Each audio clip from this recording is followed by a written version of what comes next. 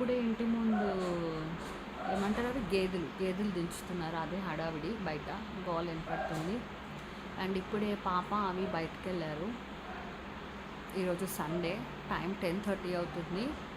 దేనికెళ్ళారంటే ఏముంది, ఇంకా ఏదో ఒక నాన్ వెజ్ కోసమని నేను అనుకుంటున్నా. సో నేనైతే 2 జడలు వేసుకున్నా. ఎందుకంటే నేను ఎప్పుడు లూజ్ హెయిర్ పెడతాను.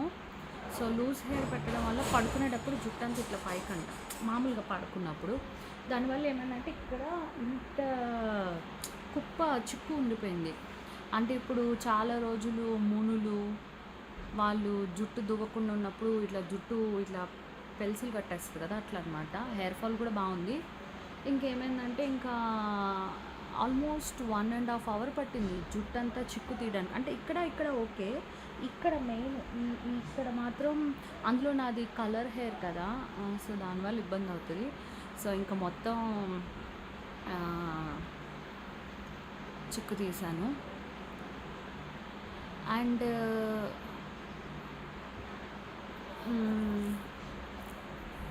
చాలా విషయాలు చెప్పాలి. ఏంటంటే ఫస్ట్ పాయింట్ వచ్చేసి పాప బాల్కనీలో బాత్రూమ్ వెళ్ళింది. లైక్ నా డ్రెస్ కొద్దిగా చిన్నగా ఉంది కాబట్టి నేను బాల్కనీలోకి వెళ్ళలేదు. అవి ఏమో కింద పైపుతో వాటర్ కొడతాడు, మా ఇంటి ముందు వాటర్ కొడతాడు, పక్కింటి ముందు వాటర్ కొడతాడు, మళ్ళీ పక్కింటి వాళ్ళకి షాప్ ఉంది, ఆ షాప్ ముందు వాటర్ కొడతాడు, మళ్ళీ ఆ పక్కన ఇంకొక ఇల్లు ఉంది, అక్కడ దాకా వాటర్ కొడతాడు, ఇంకా అటు రోడ్డు చివరికి అయిపోద్ది అనమాట. నాకు అర్థం కాదు, మా ఇంట్లో వాటర్ ఎక్కడ ట్యాప్ తిప్పినా పైన ఒక మోటార్ ఆన్ అవుతుంది, అది కరెంటుతో నడుస్తుంది. సో ఎన్ని వాటర్ వాడితే అంత కరెంటు బిల్లు వస్తుంది, వాటర్ బిల్లు వస్తుంది. సో మన ఇంటి ముందు వాటర్ కొట్టడానికి పక్క షాపు, ఆ పక్కిల్లు ఎందుకు ఇన్ని వాటర్ కొడతాడో నాకు అర్థం కాదు.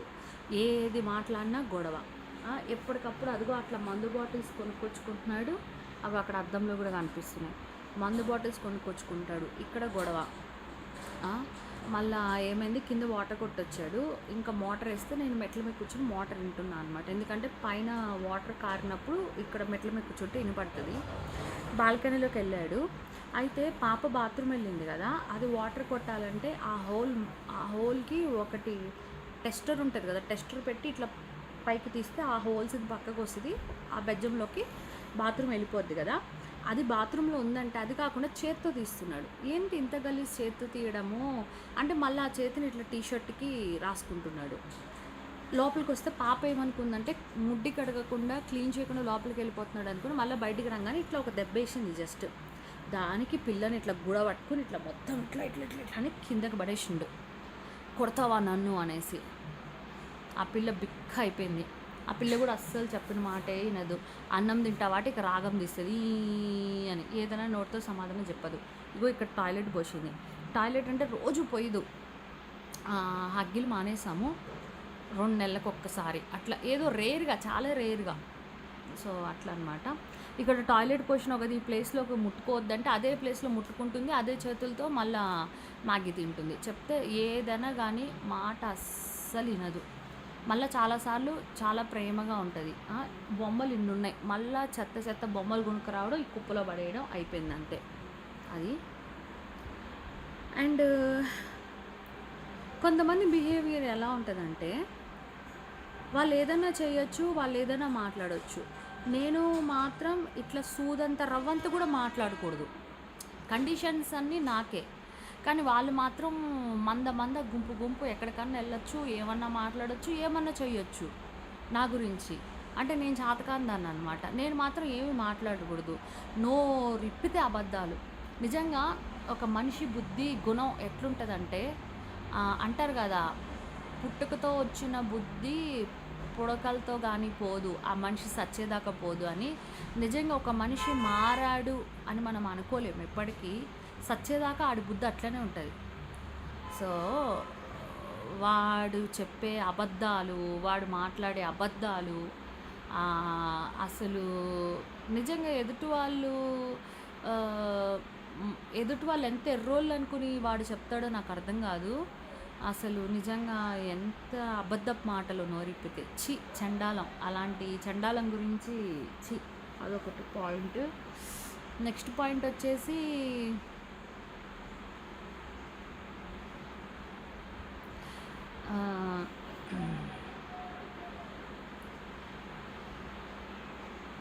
షూటింగ్స్. సో, ప్రెజెంట్ అయితే ఖాళీగా ఉన్నాను. ఇట్లనే ఇంట్లోనే. షూటింగ్స్ ఏమీ లేవు. నాకు కూడా అనిపిస్తది కదా! షూటింగ్స్ చేయాలని నాకు చాలా ఇష్టం. అట్లాగే ఓన్‌గా చేసుకుందామా అంటేనేమో ఓన్‌గా నాకు అంటే ప్రతి మనిషి లైఫ్‌లో ఏదో ఒక టైంలో కొన్ని పాయింట్స్ దగ్గర లైఫ్‌లో కొన్ని చిన్న చిన్న చేంజెస్ చేసుకుంటారు. ఆల్మోస్ట్ చాలా వరకు నేను నార్మల్ వీడియోస్ పెడుతున్నా. ఎందుకంటే ఏదైతే రొమాంటిక్, అడల్ట్ దానివల్ల ఛానెల్స్ ఎగిరిపోతున్నాయి. ఆ కంటెంట్ తీసుకోవట్లేదు యూట్యూబ్. కాబట్టి చాలా వరకు కొంత నార్మల్‌దే పెడుతున్నా. కొంత లైట్‌గా తగ్గిచ్చా. ఎందుకంటే తీసినా వేస్టే, అది ఎక్కడా అప్‌లోడ్ అవ్వట్లేదు అని. అండ్ ఎందుకో నాకైతే షూటింగ్స్ ఏమీ లేవు. నాకైతే చాలా గట్టిగా నేను దృఢంగా చెప్తున్నాను, నాకు షూటింగ్స్ కావాలి.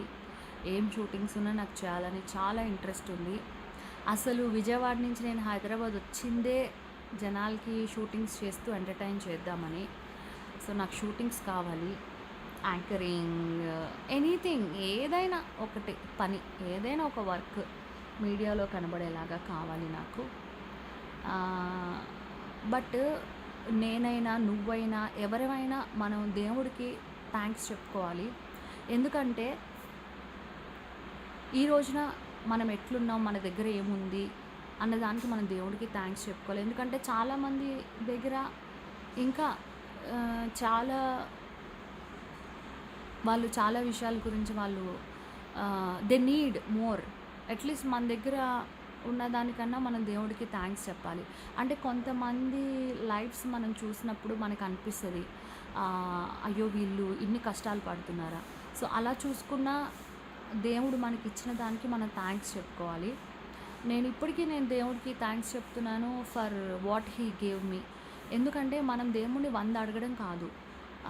మనకి ఏం కావాలి అనేది దేవుడికి తెలుసు. ఎప్పుడు ఇవ్వాలి అనేది దేవుడికి తెలుసు. కాబట్టి దేవుడు ఖచ్చితంగా మనకి ఏ టైంలో ఏం కావాలన్నా ఖచ్చితంగా ఇస్తాడు. అండ్ ఉన్నప్పుడు దేని విలువ తెలీదంటారు కదా! అట్లాగా మనకి దేవుడు ఎన్నో ఇచ్చాడు. వాటి విలువలు మనకి తెలియకపోవచ్చు. But whatever I have, for that I'm thanking to God. కాకపోతే ప్రతి మనిషికి కోరికలనేవి ఉంటాయి కదా! సో, నేను అడిగేది ఏంటంటే I'm happy with that what I have now. కాకపోతే ఇంకా ఏదో కావాలని ఒక ఇదైతే ఉంటుంది కదా! అడగనిదే అమ్మాయిన అన్నం పెట్టదంటారు. అలాగే ఏంటంటే మనలో ఒక టాలెంట్ ఉన్నప్పుడు, మనలో చేయాలని ఒక తపన ఉన్నప్పుడు మనం ఎందుకు ఖాళీగా కూర్చోవాలి. సో, నాకైతే చాలా ఇంట్రెస్ట్ ఉంది. షూటింగ్స్ చేయాలి, అది జనాలందరూ చూడాలి, అలా మంచి పేరు తెచ్చుకోవాలని నాకు చాలా ఉంది. కాబట్టి దేవుడా, అలానే మూవీ వాళ్ళు కూడా నాకు ఏదైనా షూటింగ్స్ ఇస్తే బాగుంటుంది. అండ్ పర్సనల్ లైఫ్లో అంటే అందరికీ డబ్బు అవసరమే. సో, నాకు కూడా డబ్బు కావాలి. అట్లానే ఫెసిలిటీస్, లగ్జరీ లైఫ్, అన్నిటికన్నా ముందు ఆరోగ్యం, ప్రశాంతత, గొడవలు లేకుండా కామ్గా మంచి లైఫ్ కావాలి, మంచి ఫుడ్ కావాలి, అండ్ ప్రశాంతత కావాలి, లైఫ్లో హ్యాపీనెస్ కావాలి. మెయిన్ మన పర్సనల్ లైఫ్ బాగుంటేనే మనం ప్రొఫెషనల్ లైఫ్ మీద కాన్సన్ట్రేషన్ చేయగలం. సో, నా మొగుడు కొద్దిగా మందు మానడు. కొద్దిగా మందు తగ్గించి డైలీ తాగేస్తున్నాడు ఎంత పడితే అంత. జస్ట్ అలా మందు కొద్దిగా లిమిట్ చేసి, అట్లనే పాప ఈజ్ గుడ్. ఇంకొక బేబీ కూడా వచ్చి దేవుడు దేనికి లోటు లేకుండా మంచిగా చూసుకోవాలని నేను అనుకుంటున్నాను. బాగా పెద్దోళ్ళు మాట్లాడినట్టు మాట్లాడుతున్నాను కదా, ఏంటో అట్లా వచ్చేస్తున్నాయి. అది ఒకటి. తర్వాత ఏదైనా మనం ఒక టాపిక్ మాట్లాడుతున్నామంటే అది అందరికీ సంబంధించింది కాదు, కొందరికైతే సంబంధించింది అవుతుంది కదా. సో, నేను ఒక సిరీస్ చూశాను. కొన్నిసార్లు మనం కొన్ని మూవీస్ అవి చూసినప్పుడు దానిలోంచి మనం బయటపడడానికి చాలా టైం పడుతుంది. అంటే మన మైండ్, మన మనసు ఇంకా అక్కడే ఉంటుంది. అదంతా ఒక ఫేక్, అదంతా ఒక స్టోరీ, అదంతా అంటే కొన్ని సిరీస్, మూవీస్ ట్రూ స్టోరీస్ కూడా తీసి ఉంటాయి. సో, నేను చూసింది వచ్చేసి ఆపరేషన్ రిషి అనమాట. సో, దాంట్లో అడవిని కాపాడే దానికి సంబంధించి సో ఒక డెవిల్ లాగా ఉంటుంది. రిక్షి అని. సో అది 10 ఎపిసోడ్లు. నాకు ఆల్మోస్ట్ 4 డేస్ పట్టింది చూడడానికి. ఎందుకంటే కంటిన్యూ అదే చూడలేను కదా, ఏదో వర్క్ ఉంటుంది అట్లా. నైట్ పూట చూడాలంటే భయపడ్డాను. అండ్ ఎవరైతే మెయిన్ లీడ్ చేశారు కదా, ఆయన, నేను అనుకోవడం ఆయనకి ఇది మంచి ప్లస్ పాయింట్, అంటే ఒక మంచి ప్రాజెక్ట్ చేశారు అని. ఈయన తెలుగు ఆయన, బట్ మిగతా యాక్టర్స్ కానీ, ఆ తీసిన ప్లేసెస్ కానీ, షూటింగ్ పీపుల్ కానీ చాలా వరకు ఐ థింక్ అది తమిళ్ అంటారా, మలయాళీ అంటారా, తమిళ్ మూవీస్ అనుకుంటున్నాను నేను.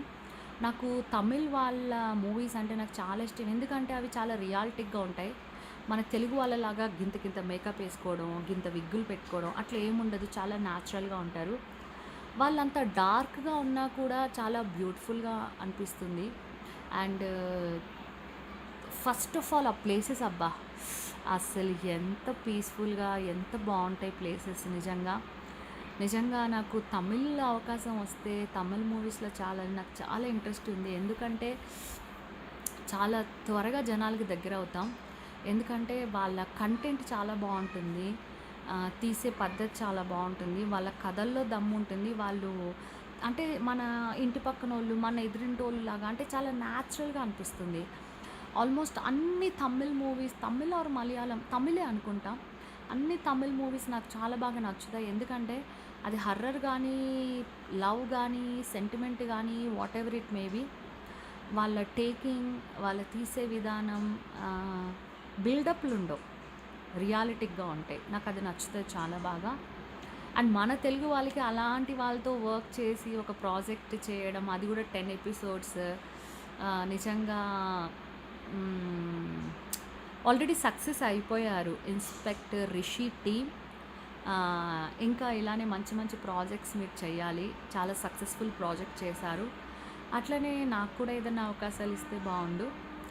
And love you all. Thank you.